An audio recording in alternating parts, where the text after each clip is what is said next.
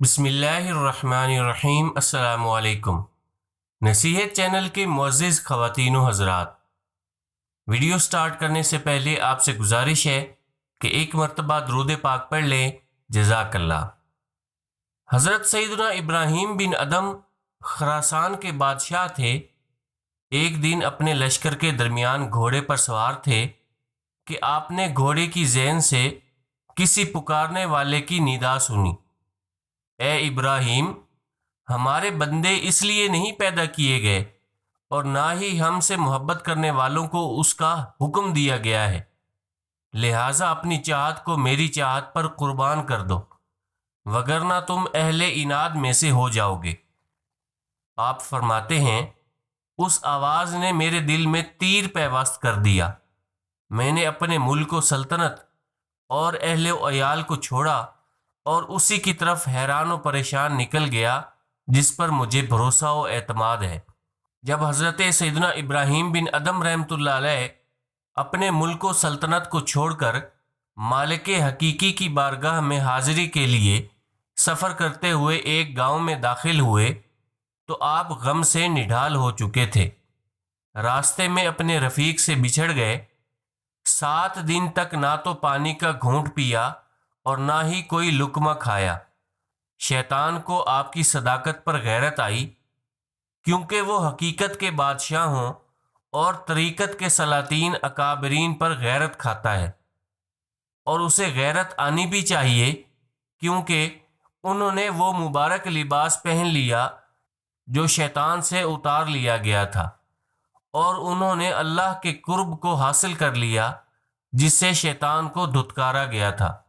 چنانچہ شیطان ایک نیک بزرگ کی شکل میں ظاہر ہوا اور کہنے لگا: اے ابراہیم، بات سنو، میں تمہیں نصیحت کرتا ہوں کہ وہ محبوب جس کی وجہ سے تم نے سلطنت چھوڑی اور جس کی محبت میں تم نے مصائب اور آفات اور ہلاکت کے گھوڑوں پر سواری کی، اس نے تو تمہارا نقصان کیا اور تمہیں موت کے قریب کر دیا۔ تو آپ نے ارشاد فرمایا: جب اپنے مقصود کے ضائع ہونے سے امان حاصل ہو جائے تو موت کے آنے میں کوئی نقصان نہیں۔ حضرت سیدنا ابراہیم بن ادم رحمۃ اللہ علیہ ابھی اسی حیرانگی کے عالم میں تھے کہ ایک خوبصورت شخص آپ کے پاس آیا جس کی خوشبو سب کو معطر کر رہی تھی، اور کہنے لگا: اے ابراہیم، کیا آپ اسم اعظم سیکھنا چاہتے ہیں جس کی بدولت آپ کو پانی پلایا جائے اور کھانا بھی کھلایا جائے؟ آپ نے فرمایا: جی ہاں۔ تو اس نے آپ کو اسم اعظم سکھا دیا۔ آپ نے اس سے پوچھا: آپ کون ہیں؟ جواب دیا: میں آپ کا بھائی خضر ہوں۔ پھر حضرت سیدنا خضر علیٰ نبینا علیہ الصلاۃ والسلام نے ارشاد فرمایا: اگر آپ چاہیں تو میری صحبت اختیار حاصل کر سکتے ہیں۔ آپ نے فرمایا: نہیں۔ انہوں نے پوچھا: کیوں؟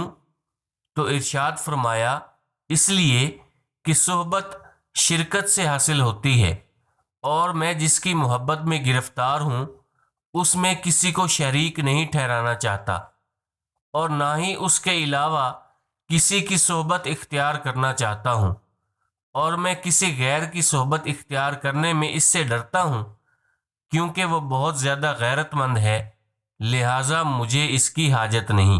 حضرت سیدنا ابراہیم بن ادم رحمۃ اللہ علیہ نے جب اپنی زوجہ محترمہ کو چھوڑا تھا تو وہ حاملہ تھی۔ ان کے ہاں بیٹا پیدا ہوا جس کا نام گھر والوں نے دادا کے نام پر رکھا۔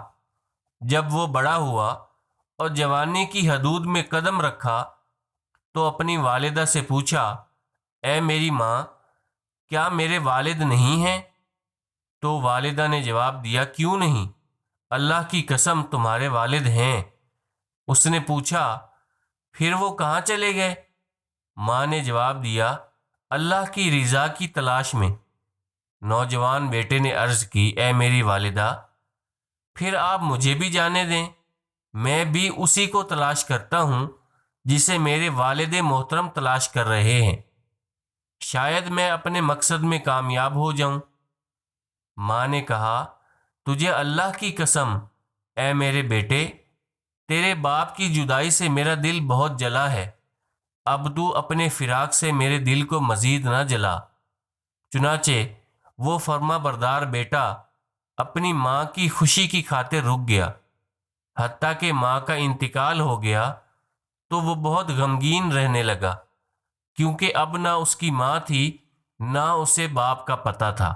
پھر وہ نوجوان ننگے پاؤں گھر سے نکل پڑا، لوگوں سے ڈرتے ڈرتے ویران مساجد میں راتیں گزارتا، دروازوں سے کھانے کے لقموں کا سوال کرتا، یہاں تک کہ مکہ مکرمہ پہنچ گیا۔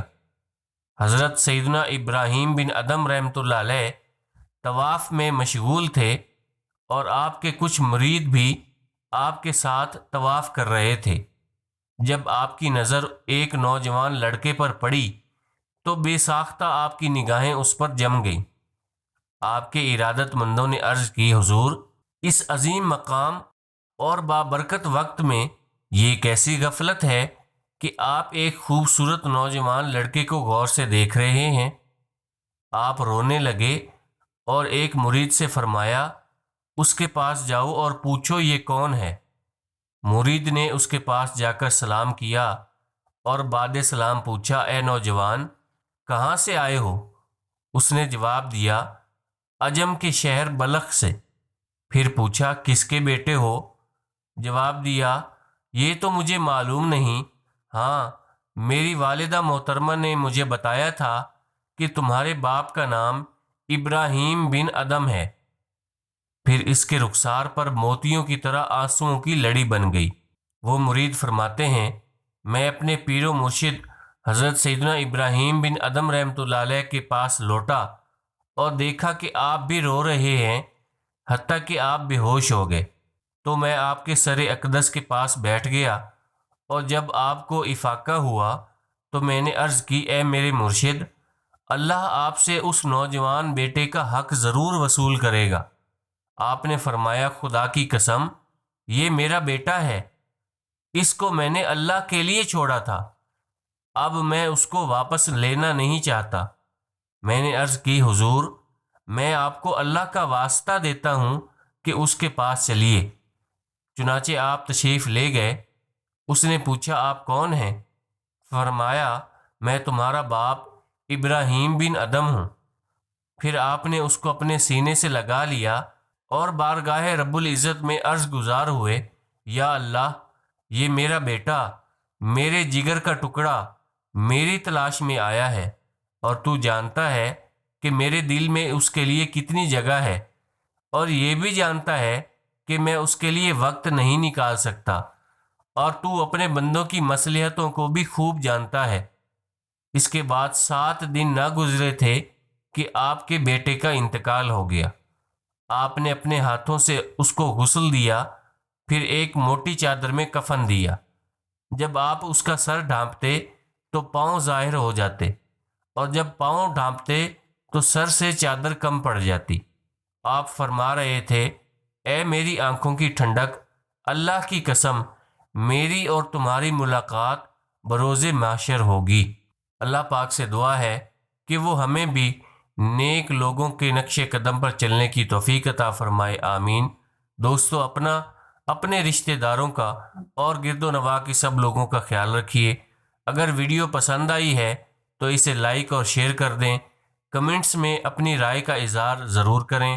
اگر آپ نے ابھی تک ہمارے چینل نصیحت کو سبسکرائب نہیں کیا تو سبسکرائب کر لیں اور ساتھ والے بیل آئیکن کو بھی پریس کر دیں تاکہ آپ کو آنے والی ہر ویڈیو کا نوٹیفیکیشن موصول ہو سکے۔